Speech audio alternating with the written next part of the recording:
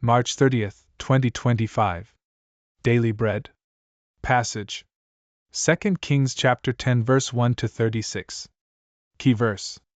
Verse 10. Title: Jehu's Success and Failure. Now Ahab had 70 sons in Samaria. So Jehu wrote letters and sent them to Samaria, to the rulers of the city, to the elders, and to the guardians of the sons of Ahab, saying, Now then, as soon as this letter comes to you, seeing your master's sons are with you, and there are with you chariots and horses, fortified cities also, and weapons, select the best and fittest of your master's sons and set him on his father's throne and fight for your master's house. But they were exceedingly afraid and said, Behold, the 2 kings could not stand before him. How then can we stand? So he who was over the palace, and he who was over the city, together with the elders and the guardians, sent to Jehu, saying, We are your servants, and we will do all that you tell us. We will not make any one king. Do whatever is good in your eyes. Then he wrote to them a second letter, saying, If you are on my side, and if you are ready to obey me, take the heads of your master's sons and come to me at Jezreel tomorrow at this time. Now the king's sons, 70 persons, were with the great men of the city, who were bringing them up. And as soon as the letter came to them, they took the king's sons and slaughtered them, 70 persons, and put their heads in baskets, and sent them to him at Jezreel.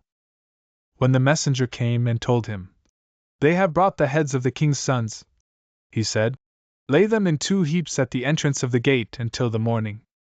Then in the morning, when he went out, he stood and said to all the people, You are innocent.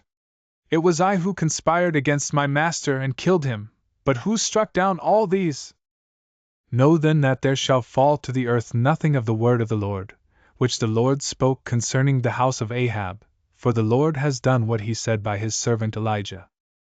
So Jehu struck down all who remained of the house of Ahab in Jezreel, all his great men and his close friends and his priests, until he left him none remaining. Then he set out and went to Samaria. On the way, when he was at Bethel of the shepherds, Jehu met the relatives of Ahaziah king of Judah, and he said, Who are you? And they answered, We are the relatives of Ahaziah, and we came down to visit the royal princes and the sons of the queen mother. He said, Take them alive. And they took them alive and slaughtered them at the pit of Bethel, 42 persons, and he spared none of them. And when he departed from there, he met Jehonadab the son of Rechab coming to meet him. And he greeted him and said to him, Is your heart true to my heart as mine is to yours? And Jehonadab answered, It is. Jehu said, If it is, give me your hand. So he gave him his hand. And Jehu took him up with him into the chariot. And he said, Come with me, and see my zeal for the Lord. So he had him ride in his chariot. And when he came to Samaria, he struck down all who remained to Ahab in Samaria, till he had wiped them out, according to the word of the Lord that he spoke to Elijah. Then Jehu assembled all the people and said to them, Ahab served Baal a little, but Jehu will serve him much. Now therefore call to me all the prophets of Baal, all his worshippers and all his priests. Let none be missing, for I have a great sacrifice to offer to Baal. Whoever is missing shall not live. But Jehu did it with cunning in order to destroy the worshippers of Baal. And Jehu ordered, Sanctify a solemn assembly for Baal. So they proclaimed it. And Jehu sent throughout all Israel, and all the worshippers of Baal came, so that there was not a man left who did not come. And they entered the house of Baal, and the house of Baal was filled from one end to the other. He said to him who was in charge of the wardrobe, Bring out the vestments for all the worshippers of Baal. So he brought out the vestments for them. Then Jehu went into the house of Baal with Jehonadab the son of Rechab, and he said to the worshippers of Baal, Search, and see that there is no servant of the Lord here among you, but only the worshippers of Baal. Then they went in to offer sacrifices and burnt offerings. Now Jehu had stationed 80 men outside and said, The man who allows any of those whom I give into your hands to escape shall forfeit his life. So as soon as he had made an end of offering the burnt offering, Jehu said to the guard and to the officers, Go in and strike them down, let not a man escape. So when they put them to the sword, the guard and the officers cast them out, and went into the inner room of the house of Baal. And they brought out the pillar that was in the house of Baal and burned it. And they demolished the pillar of Baal, and demolished the house of Baal, and made it a latrine to this day. Thus Jehu wiped out Baal from Israel.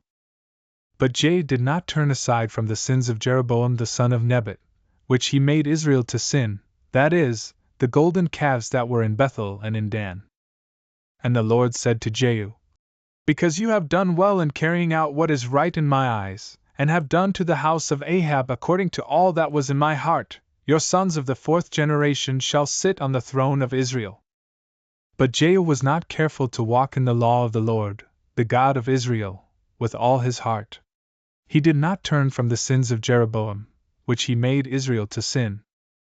In those days the Lord began to cut off parts of Israel. Hazael defeated them throughout the territory of Israel. From the Jordan eastward, all the land of Gilead, the Gadites, and the Reubenites, and the Manassites, from Aroer, which is by the valley of the Arnon, that is, Gilead and Bashan. Now the rest of the acts of Jehu and all that he did, and all his might, are they not written in the book of the Chronicles of the Kings of Israel? So Jehu slept with his fathers, and they buried him in Samaria. And Jehoahaz his son reigned in his place. The time that Jehu reigned over Israel in Samaria was 20 years.